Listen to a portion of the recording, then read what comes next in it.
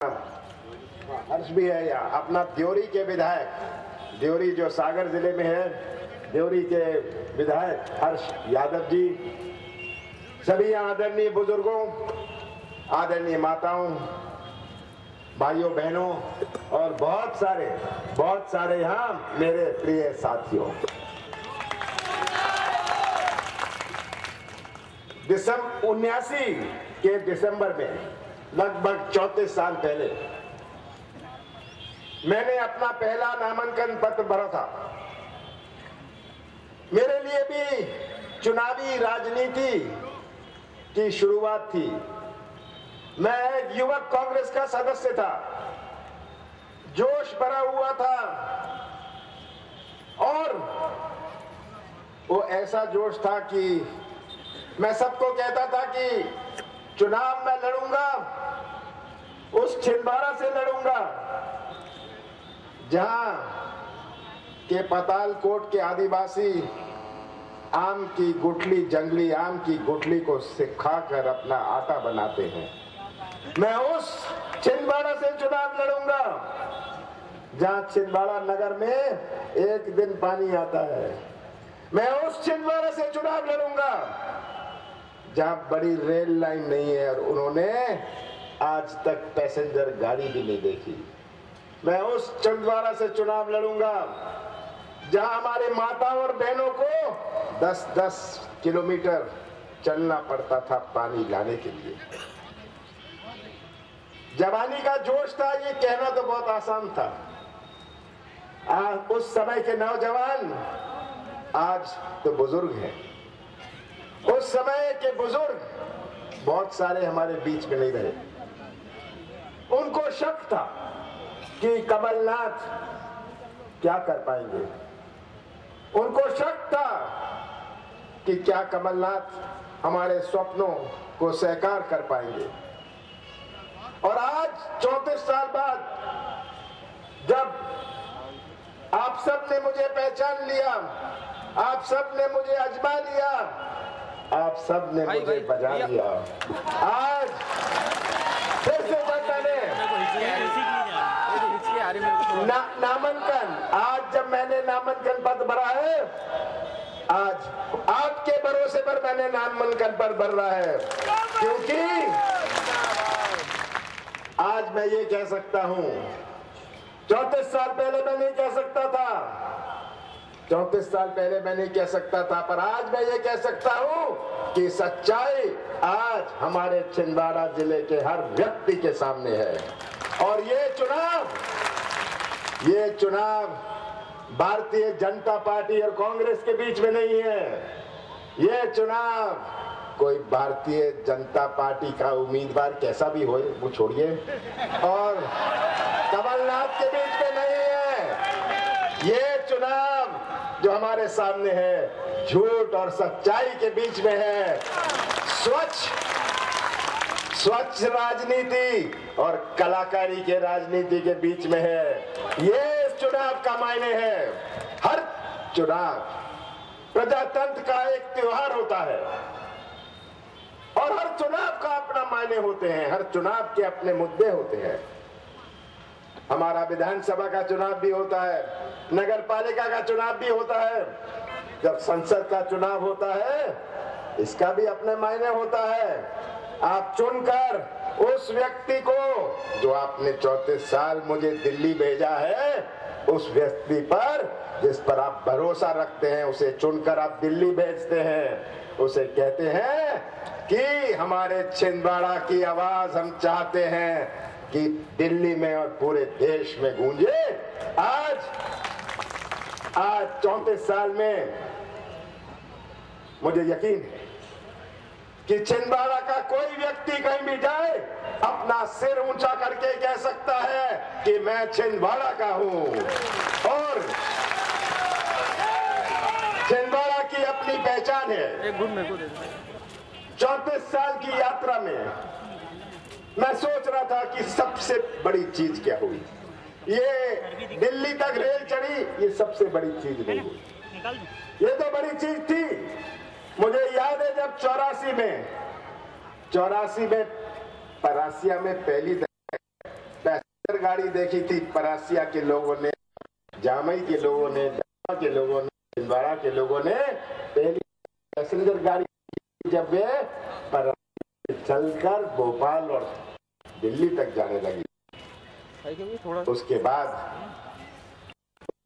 तो आपके साथ सबसे बड़ी चीज जो हमारे सामने आई कि 80 के 34 साल पहले जहां मैं देखूं कौन सी समस्या नहीं थी, पर मुझे का पूरा यकीन था, पूरा विश्वास था कि हमारे जिले की अर्थव्यवस्था कृषि क्षेत्र पर निर्भर है।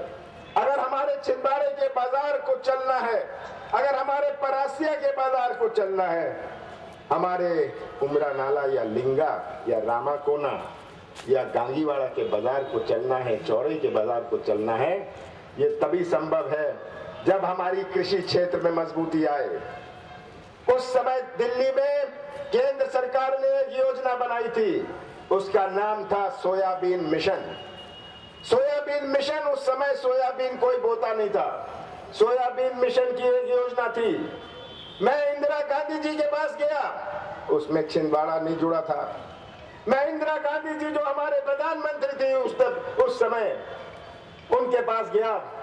मैंने कहा आपने छिंदवाड़ा को वचन दिया है, आपने छिंदवाड़ा को वचन दिया है और आपको ये शुरुआत करनी है, आपको छिंदवाड़ा को ये सोयाबीन मिशन से जोड़ना है।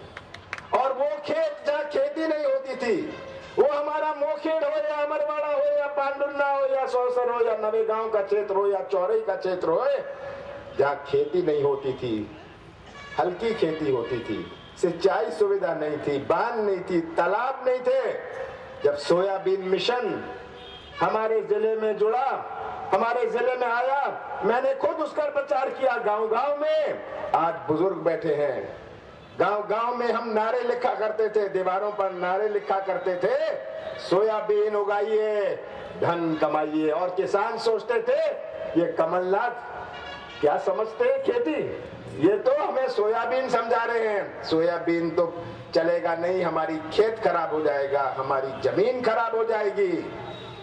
धीरे धीरे हमारे कृषि क्षेत्र में, हमारे किसानों में एक नई जागरूकता आई, एक नया ज्ञान आया और वो शुरुआत थी छिंदवाड़ा के एक नए इतिहास की। वो शुरुआत हुई और जहां हम 50-50, 60-60 गांव चल लेते थे, एक ट्रैक्टर नहीं दिखाई पड़ता था। आज ऐसे गांव हैं जहां 50, 60, 100 ट्रैक्टर भी है, जहां एक जीप नहीं दिखाई पड़ती थी।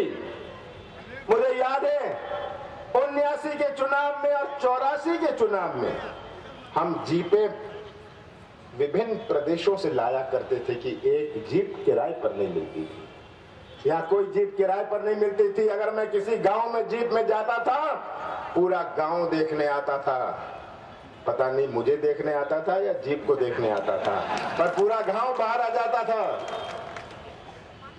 और आज ये जीपें और ये ट्रैक्टर जो दिखते हैं, ये शिवराज सिंह की कलाकारी है, भारतीय जनता पार्टी के कलाकारी के कारण नहीं दिखते। ये दिखते हैं कि हमारे किसानों ने अपने पसीने से, अपनी मेहनत से, अपनी परिश्रम से छिंदवाड़ा में एक नई रोशनी लाए, छिंदवाड़ा के बाजारों में एक नई रोशनी लाए। हमारा सोयाबीन अभियान जो था, हमारा सोयाबीन का जो मिशन था, ये सफल हुआ। साथ साथ पेयजल की बात थी, 10-10 किलोमीटर जो मैंने कहा जाना पड़ता था, पेयजल की बात थी। मुझे तो समझ नहीं आता था मैं क्या करूं। और अर्जुन सिंह जी मुख्यमंत्री थे, मैंने कहा एक ही उपाय है, अगर पीएचई की मंत्री छिंदवाड़ा से हो जाए तो हमारी पेयजल की समस्या हल हो जाएगी। मैंने अर्जुन सिंह जी को कहा कोई भी मंत्री बनाइए, कहीं का भी बनाइए, पर पीएचई का मंत्री छिंदवाड़ा जिले से होगा, क्योंकि मैं नहीं चाहता हमारी माताएं और बहनों को 10 किलोमीटर से पानी लाना हो। हमारी शिक्षा क्षेत्र में, हमारे स्वास्थ्य सुविधा में, हमारी सड़कों में, हमारे आंतरिक सड़कों में, गांव-गांव में घुसने में घुटने तक हमारा कीचड़ हुआ करता था।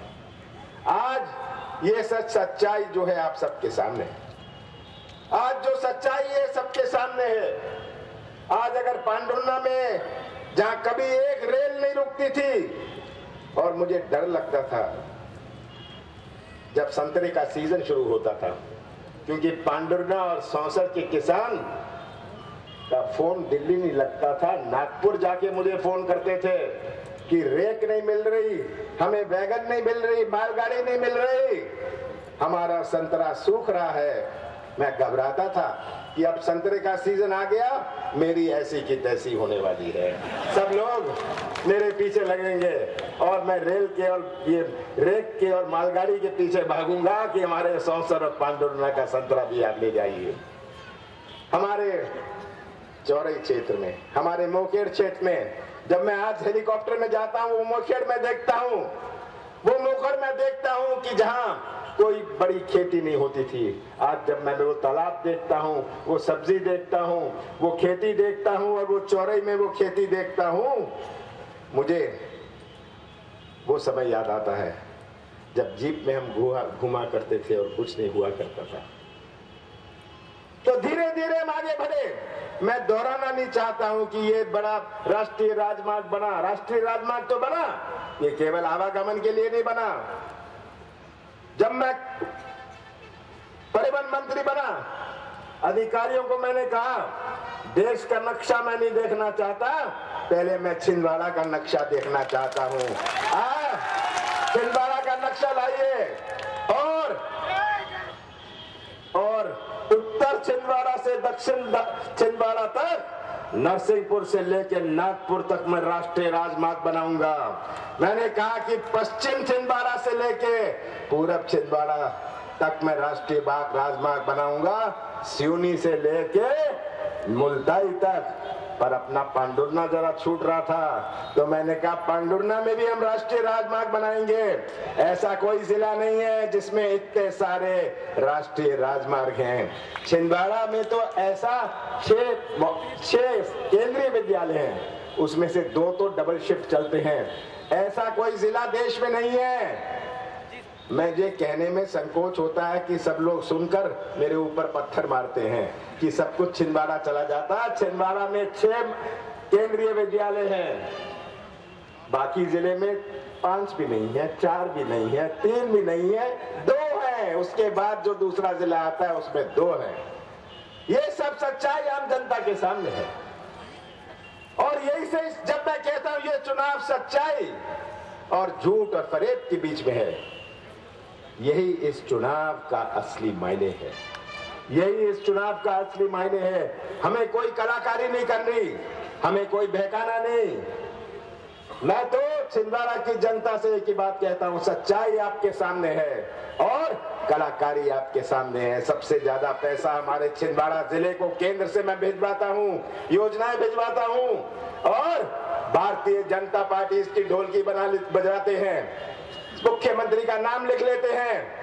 मैंने इतना पैसा शहरी विकास मंत्री होके छिंदवाड़ा को दिया, शिवराज सिंह आए, नारियल फोड़ लिया, जेब में नारियल था, फोड़ लिया, कहा कि ये मैंने दे दिया। ये हमेशा ये कलाकारी की राजनीति, ये बहकाने की राजनीति, ये राजनीति से आज छिंदवाड़ा जिले को सावधान रहना है। छिंदवाड़ा जिले के हर मतदाता को सावधान रहना है। जो ये गुमराह और बरगलाने की राजनीति है, हमारे किसानों को धोखा देंगे। हमेशा इन्होंने धोखे की राजनीति करी है, इनका इतिहास है ये धोखे की राजनीति। आप इनका इतिहास 35 साल का इतिहास देखिए, हमेशा ये कुछ ना कुछ नारा। पहले कहा था हम किसानों का कर्जा माफ करेंगे, 50,000 रुपए कर्जा माफ करेंगे, धोखा दिया। अतिवृष्टि हुई, इतनी अतिवृष्टि हुई, शिवराज सिंह कहते हैं मैं किसान का बेटा हूं, किसी को मुआवजा मिला, किसी का कर्जा माफ हुआ? और अगर कर्जा माफ हुआ तो केंद्र सरकार ने, सोनिया गांधी की सरकार ने किसानों का कर्जा माफ किया। यह भी बात आज हर किसान जानता है, क्योंकि हमारा नजरिया, हमारा दृष्टिकोण बिल्कुल साफ है। हमारे नजरिए में और हमारे दृष्टिकोण में हमारा किसान है, हमारे नजरिए और हमारे दृष्टिकोण में हमारा नौजवान है और यही सबसे बड़ी चुनौती हमारे सामने है, हमारे नौजवानों का भविष्य। आज जब मैं नई पीढ़ी को देखता हूं, इतना उत्साह है इनमें, आज इतना उत्साह है, आज के नौजवानों में एक अपनी सोच है। आज का नौजवान इंटरनेट और कंप्यूटर से जुड़ा हुआ है। एक जमाना था कि बुजुर्ग नौजवानों को सिखाते थे, जमाना कैसे बदला, अब तो नौजवान बुजुर्गों को सिखाते हैं। ये आज परिवर्तन हुआ है और हमारे नौजवानों का भविष्य उज्जवल बना रहे, हमारे नौजवानों का भविष्य सुरक्षित रहे, ये सबसे बड़ी चुनौती है। आज हमारे जिले में अगर ये प्रशिक्षण केंद्र बने, आज जो कॉल सेंटर लगे, ये तो शुरुआत है, ये एक शुरुआत है। अगर चांद में कॉल सेंटर है, अगर एक ऐसी अंतरराष्ट्रीय कंपनी ने कॉल सेंटर लगाया है, छिंदवाड़ा में उनको कोई खुशबू नहीं आती थी, छिंदवाड़ा में उनको कोई खुशबू नहीं आती थी, ये तो आपने तो मुझे बल और शक्ति दी, उस बल और शक्ति का उपयोग करके मैंने आज ये कॉल सेंटर इनसे खुलवाए। आज अगर ये मैं कह रहा था ये राष्ट्रीय राजमार्ग बना, ये नौजवानों के लिए बना, आवागमन के लिए नहीं बना। आवागमन तो हो जाएगा, पर 1600 करोड़ रुपए की जो राशि लगी इसमें, इस राशि, ये राशि निवेश है। इस निवेश से आर्थिक गतिविधि बनती है और आर्थिक गतिविधि से व्यवसाय और व्यापार के मौके बनते हैं। अगर ग्रामीण क्षेत्र में हमारी सड़क बनती है तो ग्रामीण क्षेत्र में जो निवेश आता है, मिट्टी अपनी, गिट्टी अपनी, रोलर अपना, हाथी अपना, घोड़ा अपना, मजदूरी अपनी, इससे आर्थिक गतिविधि बनती है, दुकानें चलती है, कोई सीमेंट बेच लेता है, कोई ईंट बेच लेता है, कोई लोहा बेच लेता है, ये आर्थिक गतिविधि बनती है। और आज ये बड़ी बड़ी शानदार दुकानें जो छिंदवाड़ा की हैं, ये उस आर्थिक गतिविधि का परिणाम है। और ये अगर बड़ी रेल लाइन चल रही है, बड़ी रेल लाइन यहाँ छिंदवाड़ा तक पहुंच गई है और दिल्ली तक गाड़ी जाती है, बड़े बड़े शहरों से तो दिल्ली तक गाड़ी जाती है, पर एक जिले के मुख्यालय से ऐसी गाड़ी चली जो दिल्ली जाके खत्म हो जाती है और दिल्ली से चल के छिंदवाड़ा आके खत्म हो जाती है। अब तो बड़ी रेल लाइन बन रही है, लगभग साल भर में खत्म हो जाएगी। इसका आवागमन का मतलब नहीं है, आवागमन तो हो जाएगा, पर इसमें जो जम्मू से, पंजाब से, हरियाणा से चलेगी रेल और केरल तक जाएगी, त्रिवेंद्रम, कोचिन तक जाएगी, चेन्नई तक जाएगी, हैदराबाद तक जाएगी, हमारा छिंदवाड़ा जिला एक उद्योग केंद्र बनेगा कि वो उद्योग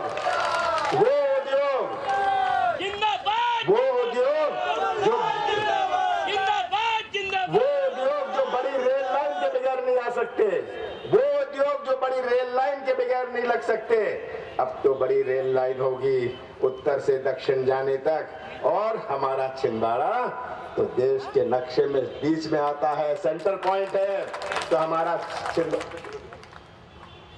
छिंदवाड़ा हमारा एक औद्योगिक केंद्र बनेगा। इसका ये मायने है, नौजवानों का भविष्य इससे उज्जवल बनेगा, इस बड़ी रेल लाइन से, इसका ये मायने है। और आपको तो आज भारतीय जनता पार्टी की राजनीति, ये कलाकारी की राजनीति पहचाननी है। सब समझदार हैं। आज मैं देश का संसदीय कार्य मंत्री, हमने संसद में पास किया, मैंने पास कराया खाद्य सुरक्षा का कानून। इस कानून का क्या मतलब है? हमने आपको कानूनी अधिकार दिया, नियम नहीं बनाया, कानूनी अधिकार दिया कि आपको सस्ता घी मिले, सस्ता चावल मिले। कानूनी अधिकार का मतलब कि अगर आपको नहीं मिलेगा तो ये अपराध बनेगा, ये कानूनी अधिकार का मतलब है। और भारतीय जनता पार्टी की कलाकारी देखिए, ये शिवराज सिंह बहुत बड़े कलाकार हैं, ये आपको समझनी है बात। 22 रुपए में केंद्र सरकार को घी पड़ता है, ये तो सब समझते हैं, 22 रुपए में पड़ता है। हम 2 रुपए में राज्य सरकार को देते हैं, 2 रुपए में राज्य सरकार को देते हैं, 20 रुपए का बोझ केंद्र सरकार उठाता है। शिवराज सिंह ने 2 रुपए का 1 रुपए कर लिया, अपनी फोटो छपा ली और अपना नाम लिखवा लिया। 20 रुपए केंद्र के, 1 रुपए राज्य सरकार के, और अपनी फोटो और अपना नाम छिपा दिया। ये आपको कलाकारी की राजनीति समझनी है।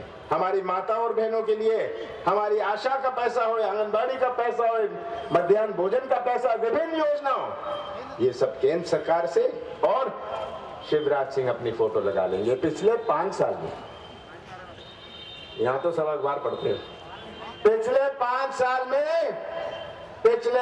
साल में हर महीने 20 दिन बड़े बड़े विज्ञापन शिवराज सिंह के अपनी फोटो छपाते हैं। सही बात है, बड़े बड़े विज्ञापन अपनी फोटो छपाते हैं 5 साल में मध्य प्रदेश के हर अखबार में। अब आप ही हिसाब लगा लो, और आप ही हिसाब लगा लो कि इन विज्ञापन को कितना खर्चा, अगर हर अखबार में, हर जिले में, पूरे मध्य प्रदेश में 20 दिन महीने में अपनी फोटो छपाए, कितना खर्चा होगा। शिवराज सिंह ने 1000 करोड़ रुपया अपनी फोटो छपवाने में पिछले 5 साल में लगवाए। ये बात आज समझने की है। कहते हैं मैं किसान का बेटा हूं, अतिवृष्टि हुई मुआवजा दूंगा, किसी को मुआवजा नहीं मिला। अब ओलावृष्टि हुई, किसान पिट रहा है, बड़े बड़े विज्ञापन फिर से, मैं किसानों के साथ हूं।